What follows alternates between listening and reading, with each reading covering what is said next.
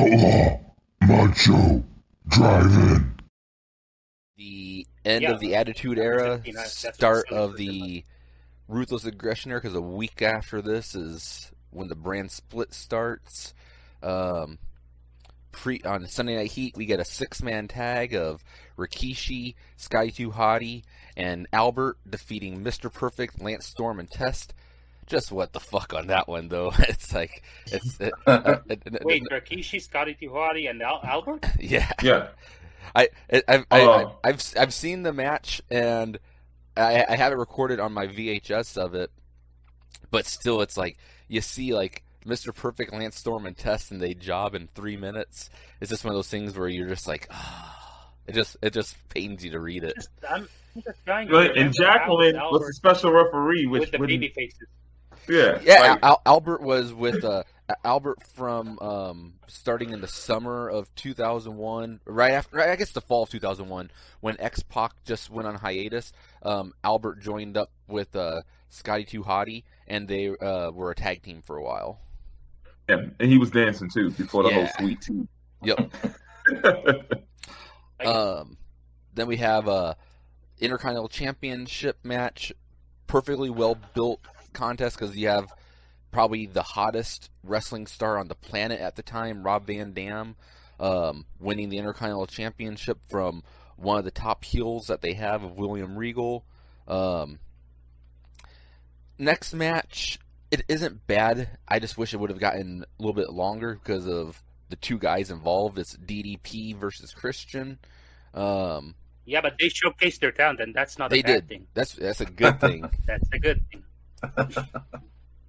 But yeah, I mean, as I said, in the 6 minutes they gave us, James is looking at us like, look at these idiots. they gave us a good amount of 6 minutes right there. Then we have a Hardcore Championship.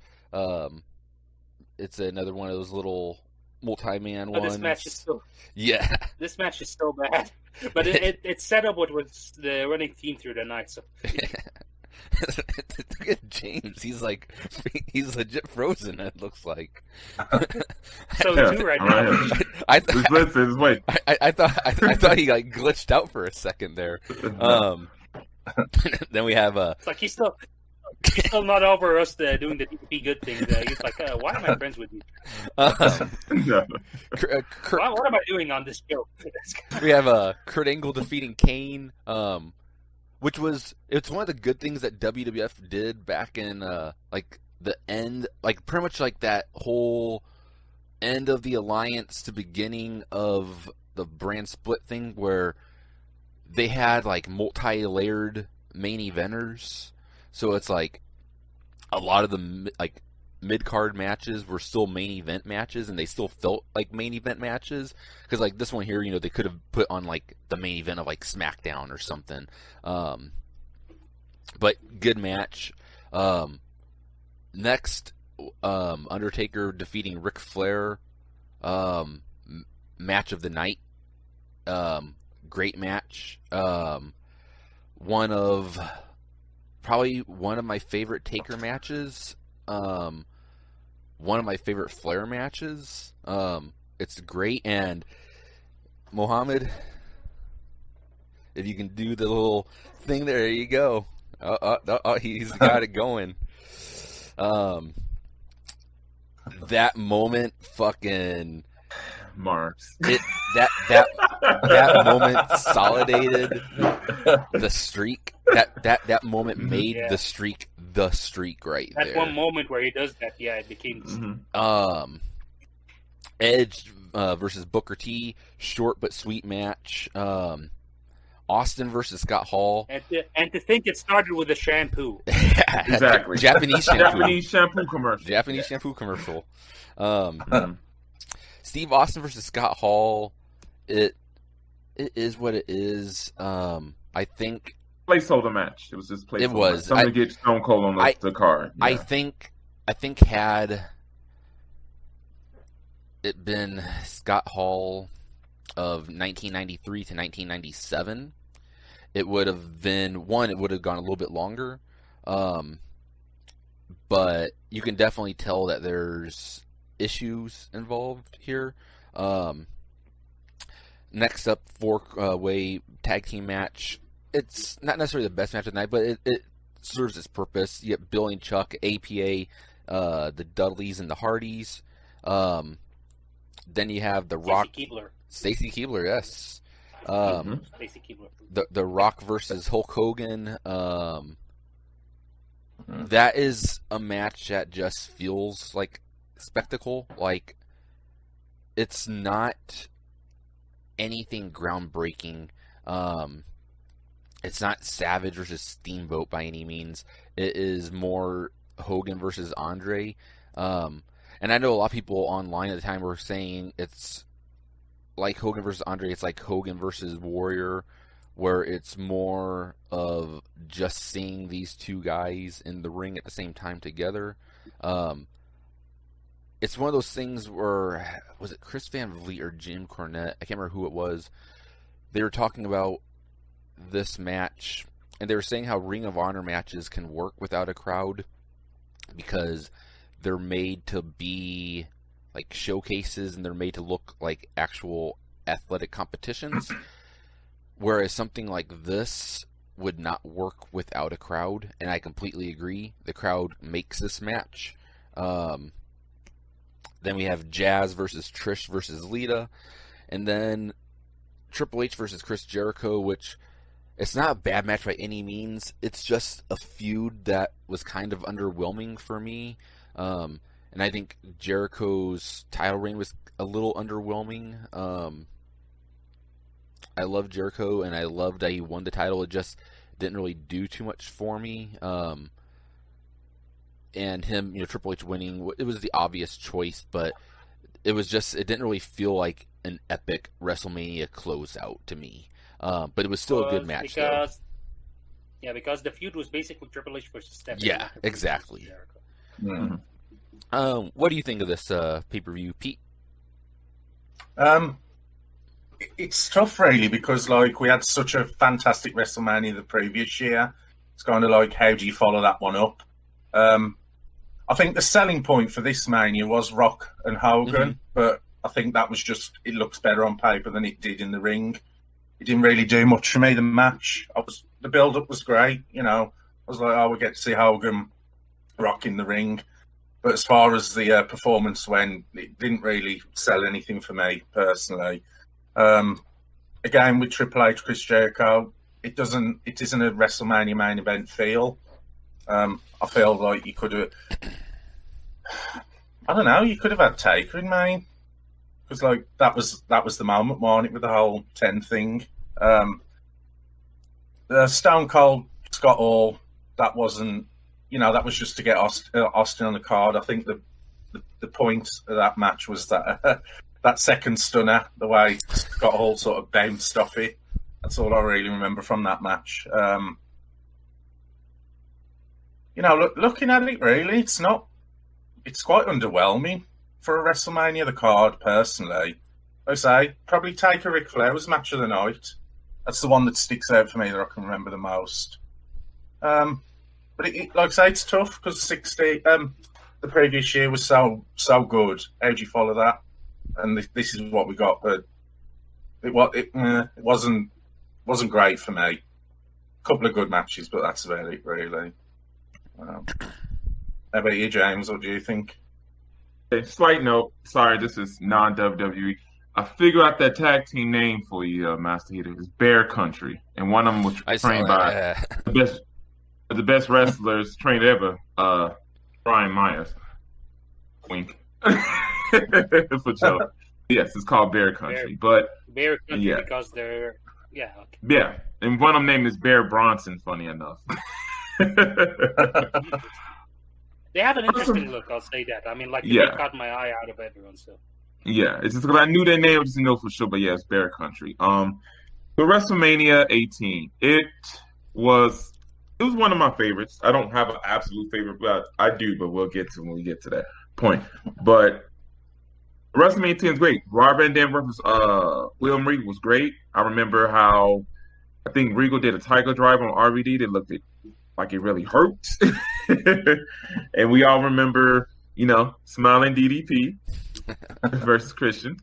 And yeah, let's move on to the hardcore match. Kane versus Kurt Angle was great. I'm going to save Undertaker and Ric Flair last for reasons there. And of course, Edge defeated Booker T.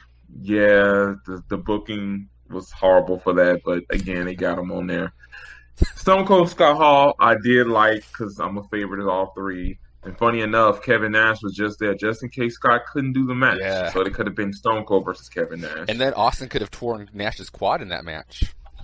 yes, he could have. Tag team match was, okay for what it was. I wasn't really a fan of Billy and Chuck, but I understood, what was their, their purpose there. And I'd rather just took them out and then just have Dudley Boys, APA, and Hardy Boys. Rock versus Hogan. I love the build for this. I remember when the NWO killed The Rock, and then Hogan, he laid the SmackDown on that candy ass and stuff like that. On SmackDown and stuff. And I agree with you, Joe. You have to have the fans for this match, because I'm just thinking about it. If you didn't have no fans, people so what's so special about this? Mm-hmm. It's it is Hogan versus The Rock, and I'm and it was great. And it's one of the hottest crowds of all time right there for that match. Yes, just them just looking at each other and stuff. And I liked the Jazz versus Trish versus Lita at that point. This was the start of the piss break match before the main event. That was the women's title right before then. And Triple H versus Chris Jericho, I agree. The build was horrible. I popped when Chris Jericho became champion. I love the whole new look and personality, but yeah, I don't want to say it, but he was just a placeholder for Triple H to come back. That's basically what it was.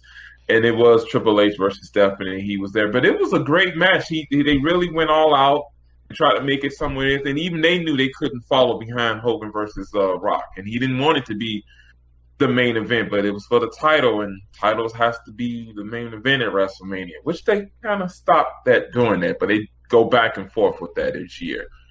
So, but Undertaker versus Ric Flair. I love that match. You had the best in the business versus the best of the business. And a pop when Arn came in and did the spine on him. And I'm thinking I knew Ric Flair wouldn't break the streak, but he may do something dirty. Exactly. That spine buster was oh hell no. Exactly. And it was great. And I was more worried because it's Ric Flair. Okay, now if this was NWA champion Ric Flair, this would have been a classic. This would have been a Broadway here. But I was more worried, but this is an older Ric Flair, and the Undertaker's kind of different styles. But they did a great show. I agree, it was match of the night.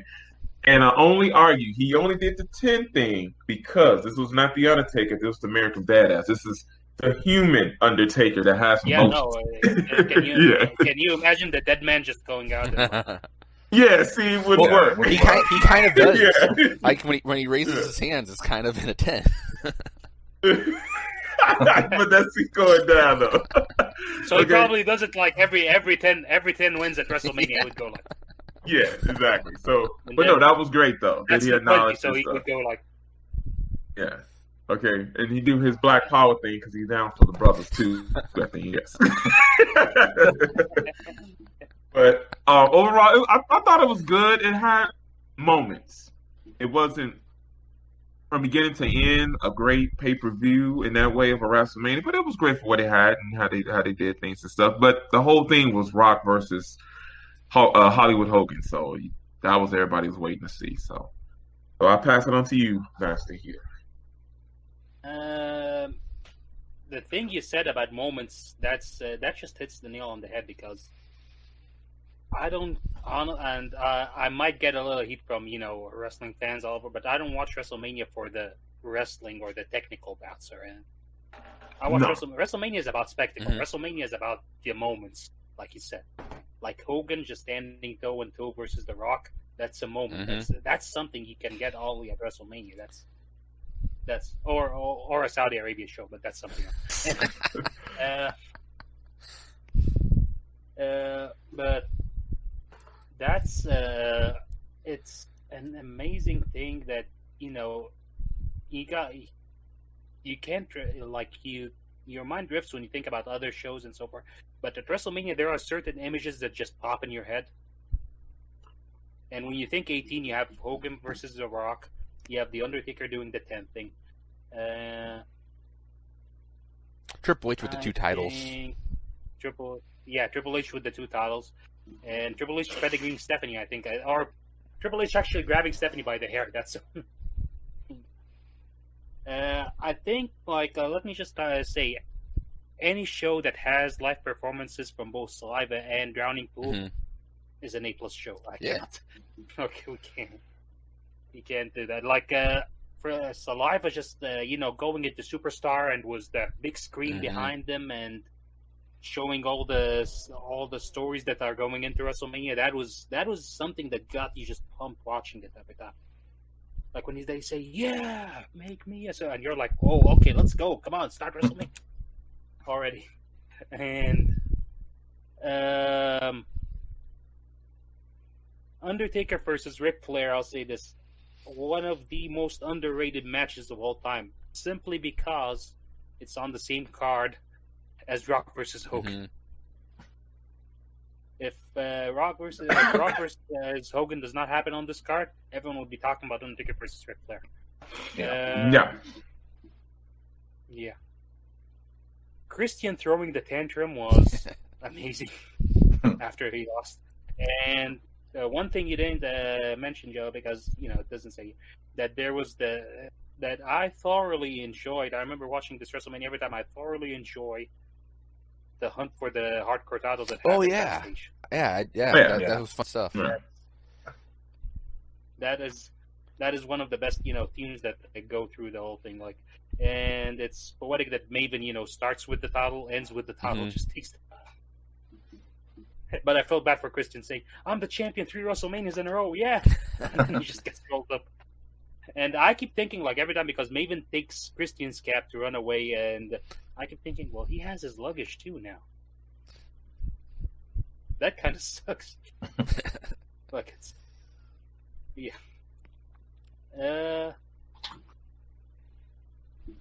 Rock, Steve Austin versus Scott Hall. I'm just gonna say this is the first nail in the coffin of the NWO in the WWE. Oh yeah, that match completely destroyed their mystique, which was built so good coming into this match. Bringing them into No Way Out, the month before WrestleMania, and then building up to this match where they're like this. It's almost the classic NWO, but they're still their older, wiser, more ruthless killers now. They just hit a guy with the truck. I know. And Austin walks through 2 of them.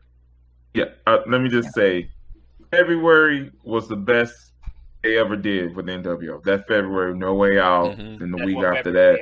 Yeah, that's it. But the thing is, they wasn't creation of Vince McMahon. They didn't last too long anyway. Because I'm thinking they was going to make it to Mania anyway. And then it really nailed on the coffin is when they added Shawn Michaels, which was everybody's dream. But then Booker T and Nash blew his quad, and just not even get into that. So I was thinking they was just like a temporary thing. Yeah. Yeah. Mm-hmm. It was a temporary thing, but it's you kind of wanted it to be a grander thing for them because. Let's be honest, Scott Hall and Kevin Nash looked like chumps in that match. Oh, they did. They did. But that's my whole point. I don't understand. I love Steve Austin to death, but it should have been Scott Hall. Me too. And I love Scott Hall always to this day. But my thing is, if you're going to bring NWO, you bring them 3 in just to be the mouthpiece and have a new, younger thing. But you can't have them be the focal point because they was over 40 at that point. They wasn't going to be doing that much. Let's be truthful. Okay. You won't be seeing Kevin Nash versus Kurt Angle now. That's in TNA, but not So. Jazz versus Trish and Lita is also very underrated. And then Triple H versus Chris Jericho. Now, a number of problems. The first thing is Rock versus Hogan should have gone on last. But no, titles always go last on WrestleMania. The title is more important than anything. I agree with you, but that's how they always did. The title is always more important. I would have booked the title But- last, but they didn't know. I mean, you could say magic that, in the but bottle. Lawrence Taylor. Oh, I know. But as again, it was Kevin Nash versus Shawn Michaels. They didn't really have faith in that. So yeah. Well, Kevin Nash and Shawn Michaels were running the company at the time, so they easily could have been in the main event. Exactly. But yeah, we say that, but the company It's didn't kinda believe that. Well, the company kind of did. I mean, the company pretty much bent over backwards for Michaels and Nash at the time, but Vince needed to get mainstream press because they had lost it the past couple of years. So it's like, putting Shane Taylor in the main event kind of brings back the end of the 80s. Hold on. Shane Taylor, Joe. Or It's like Jay Taylor, right? Lawrence Taylor. Yeah. I thought for wait a minute, like, oh no. I We mean, got it. Yeah. there's a joke I can make here, but it's a PG show, so we don't tackle those themes on here. So No. See, I told you. Monday through Friday, Joe's in love with NXT UK, but on weekends he's cheating with NXT UK with Ring of Honor. That's what it is. So we know what's on his mind. Yeah. But go ahead, Joe. wow, to think that Shane Taylor main evented WrestleMania 11, and now he's just Ring of Honor, not even their champion. That's He's a six-man Before champion. Keith Lee. kind of sad. Yeah, But at before least he's Keith giving Lee. back to the business. Yeah. And it's also like the one other problem with this match is they tried so hard to sell Triple H as the underdog, but no. Yes, and this one he was jacked up when he couldn't even fold his arms because he was all working out and stuff after Yeah. the quad thing. Like you look at Chris Jericho staring across the ring from Triple H, and you're thinking, well, who's the underdog here? But the thing is, Jericho had the power of the McMahons behind him, and you can't, the McMahons. Well, he had the power of a McMahon.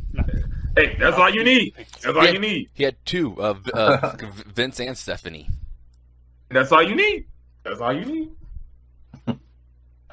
That's all you need. Yeah, I guess so. I know, but I agree with you. It was just weird that, I'm like, he's gonna. I'm this 20-minute match. Let's go with that. He can easily destroy them. I'm not saying it's that Chris Jericho does not deserve to be the champion coming in, and they can tell a believable story, but don't try to sell me that this guy's coming in with a disadvantage to this match. It's Mm-hmm. they didn't do much to sell me on that coming into it, so you're like, well, Triple H is gonna walk away with this. Funnily enough, 2 months later, neither of them is in the title picture. The title bounced around a lot between March to July of that year. Yeah. But then again, I like to say that part is where there's like this elite list of people who became the undisputed champions, and that's Jericho, Triple H, Hogan, Undertaker, Rock, and Brock Lesnar. Yep. So 6 guys, and then it got split. Just like, and I'm sorry to say, just like Naito, Evil, and Coda. They just keep it small. Yeah, but then again, that's not going to split, though, if Coda has his way. True. What are you going to do? What are you going to do? Thank you for joining us on the Outlaw Mudshow Drive-In. If you like that video, please subscribe to our channel for more content from the Drive-In. For full episodes of our podcast, please look us up on Anchor.fm or Spotify. Just search for Outlaw Mudshow Drive-In. Please leave us a comment and a like. Tell us how you feel about us, how you feel about the topic we discussed, how you feel about anything. The world's your oyster. Go nuts. And if it's not too much trouble, please help us out here. Share, spread the word. Thank you. We love you. Bye.